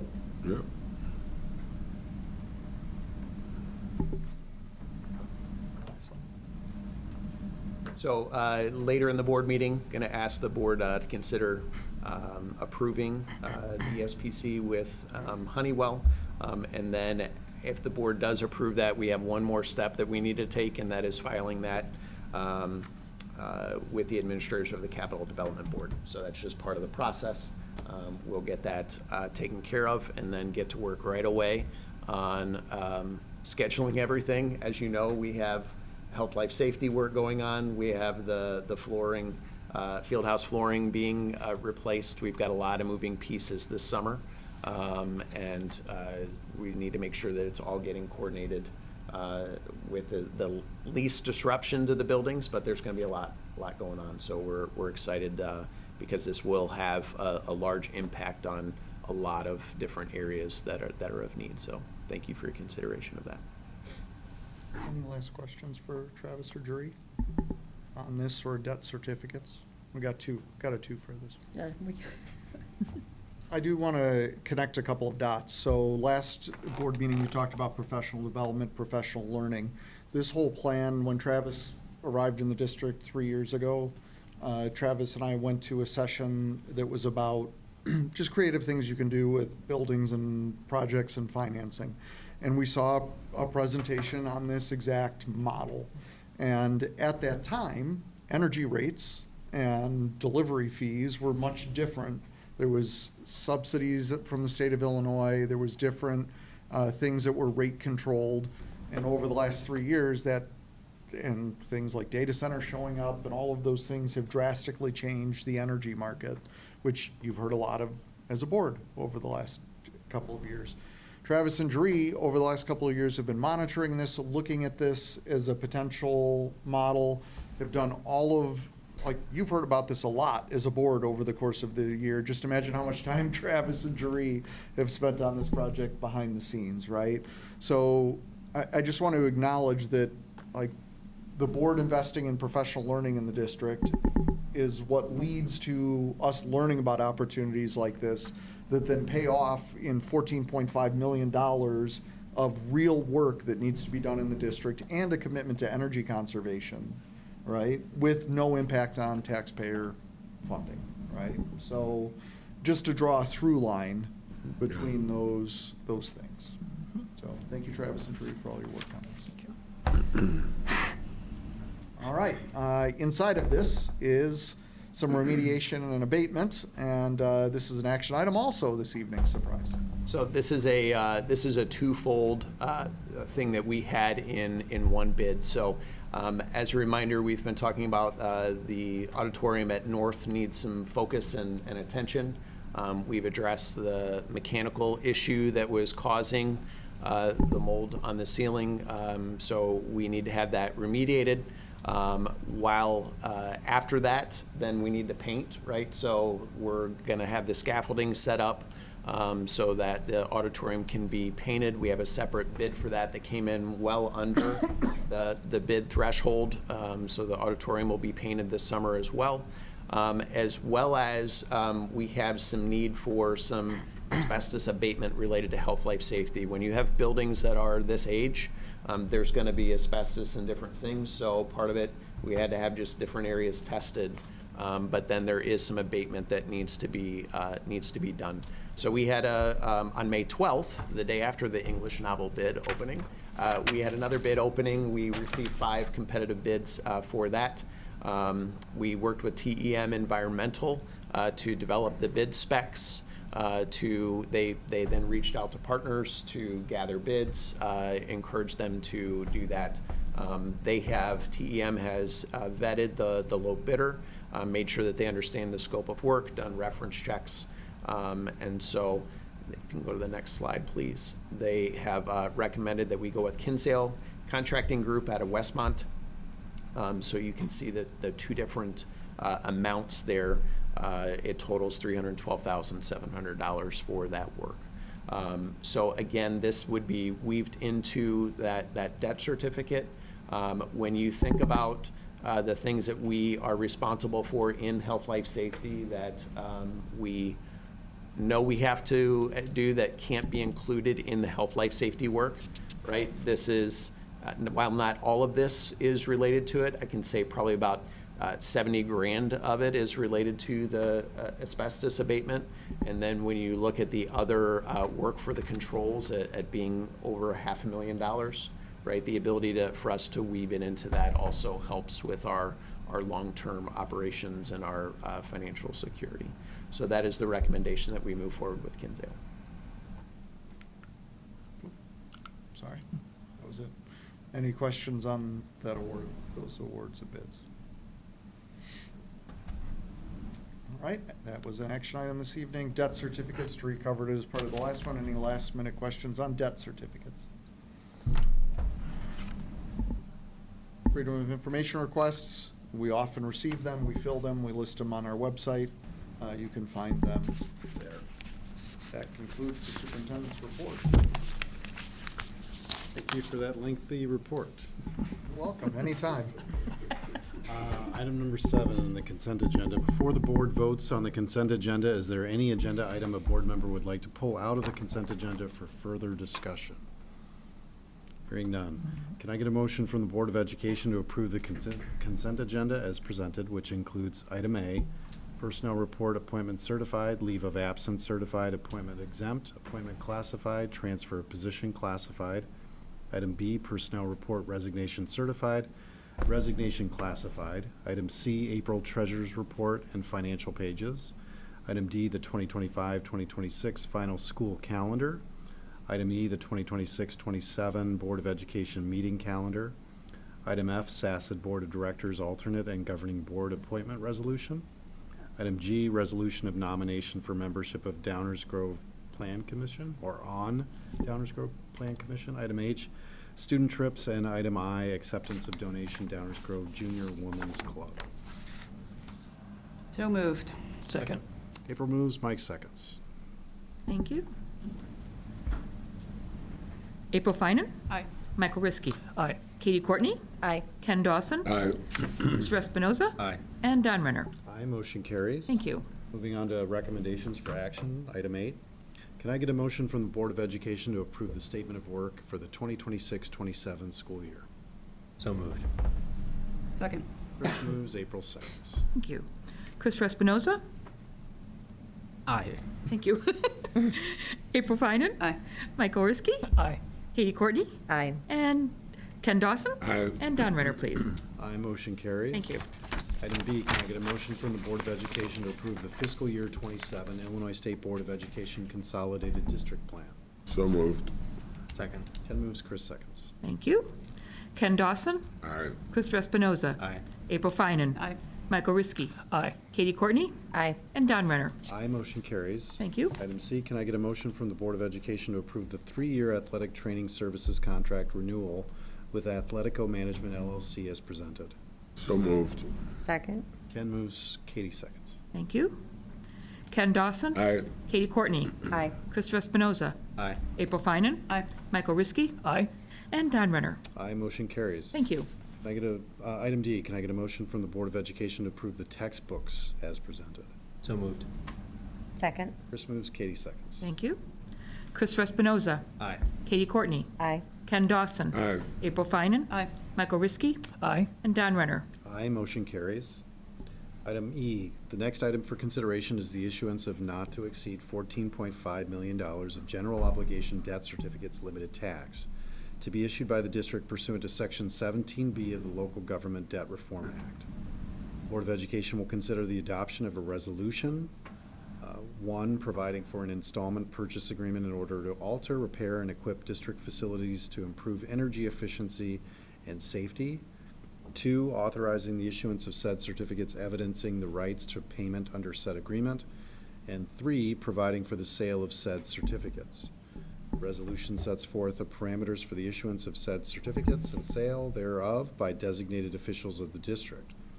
The certificates may be paid through installments made at stated intervals for a period of no more than 20 years or another period of time authorized by law, bearing interest at the rates per annum not exceeding 9%, and with a purchase price amount not to exceed $14.5 million for said certificates. Can I get a motion from the Board of Education to adopt the resolution authorizing and providing for the issuance of not to exceed $14.5 million of general obligation debt certificates limited tax, Series 2026 of Community High School District Number 99, DuPage County, Illinois, for the purpose of altering, repairing, and equipping district facilities to improve energy efficiency and safety, authorizing an installment purchase agreement, and authorizing the sale of said certificates to the purchaser thereof. So moved. Second. Mike moves, Chris seconds. And before we vote, do we have any discussion? Hearing none, Julie, please call the roll for a vote upon the motion to adopt said resolution. Michael Riskey. Aye. Christopher Espinoza. Aye. April Finan. Aye. Katie Courtney. Aye. Ken Dawson. Aye. And Don Renner. Aye. Motion is carried and said resolution has been adopted. Julie, please record the same in the records of the Board of Education of Community High School District Number 99, DuPage County, Illinois. Item F. Can I get a motion from the Board of Education to approve and authorize the superintendent to execute the agreement with Honeywell International, Inc. regarding the $11,069,770 of energy savings performance contract to address solar, roof replacements, LED lighting and controls, HVAC controls, retro commissioning, water conservation, building envelope improvements, and boiler replacement at DGN, and find further that all requirements of the School Energy Conservation and Savings Measures Act under the Illinois School Code have been met. So moved. Second. Okay, Mike moves, April seconds. Thank you. Michael Riskey. Aye. April Finan. Aye. Katie Courtney. Aye. Ken Dawson. Aye. Christopher Espinoza. Aye. And Don Renner. Aye, motion carries. Thank you. Item G, can I get a motion from the Board of Education to approve the lowest acceptable bid for English department novels from Complete Book and Media Supply LLC in the amount of $140,117.02? So moved. Second. Chris moves, Katie seconds. Thank you. Christopher Espinoza. Aye. Katie Courtney. Aye. Ken Dawson. Aye. April Finan. Aye. Michael Riskey. Aye. And Don Renner. Aye, motion carries.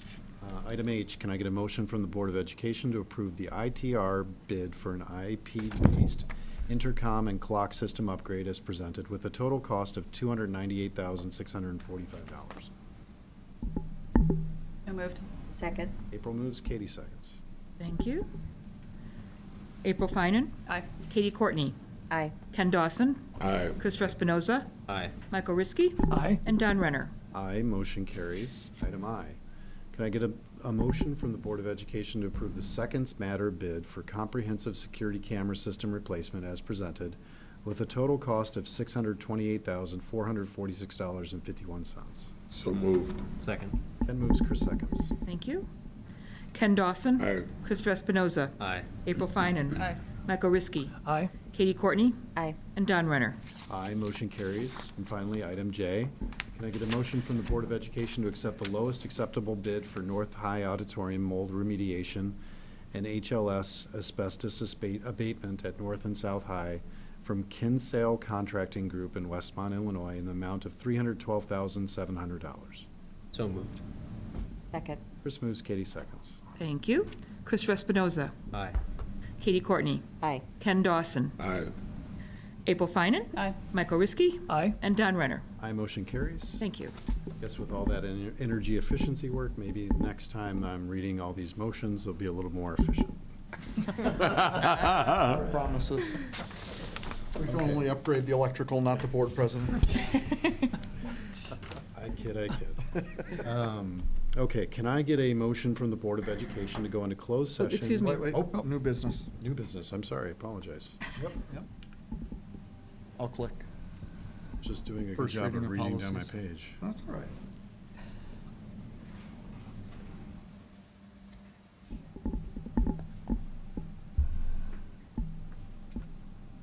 Thank you. We presented these to the policy committee.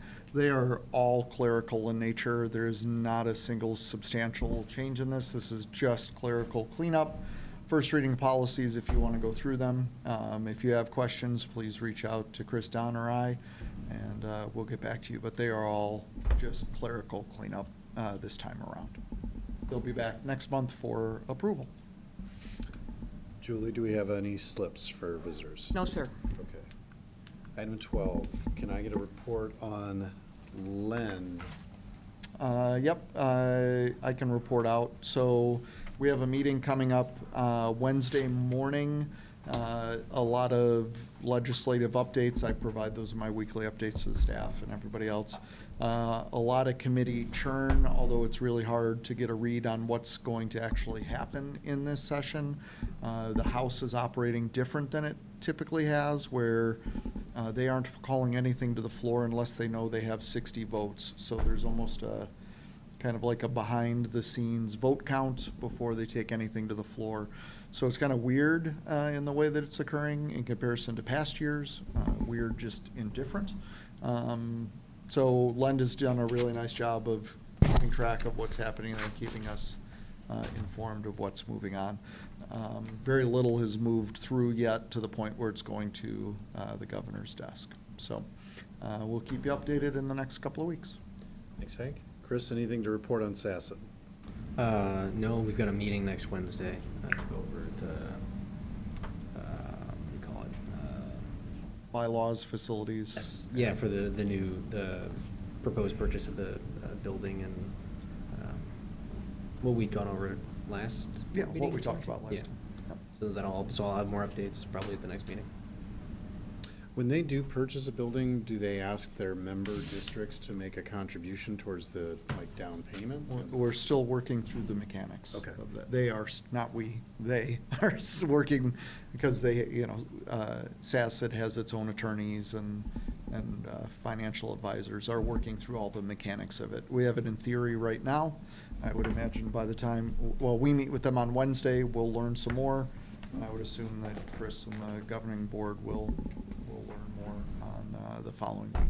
Okay. So I am not 100%, they're gathering information on that at this point. Okay. April or Katie, any report on the foundation? No, we haven't had a meeting in a few months. We do have one on Wednesday. Okay, lots of Wednesday meetings. Ken, anything to report on IASB? Still in holding pattern, as Hank discussed, so by the end of the month, hopefully, we'll have some good results, good action. Okay, and I have nothing to report on the village liaison position. Our upcoming board meetings are scheduled for June 1st, 2026, for a workshop meeting here at the ASC at 6:30 p.m., followed later in the month on June 15th for our monthly business meeting again here at the ASC at 6:30 p.m. Can I now get a motion to go into closed session for OMA exceptions 1, personnel, and OMA exception number 2 for collective negotiating matters? So moved. Second. Mike moves, Ken seconds. Thank you. Michael Riskey. Aye. Ken Dawson. Aye. Chris Espinoza. Aye. April Finan. Aye. Katie Courtney. Aye. And Don Renner. Aye, motion carries. For the members of the public, the only action the board will be taking when it comes out of closed session is to adjourn. Let's take a short break, and we'll reconvene for closed session.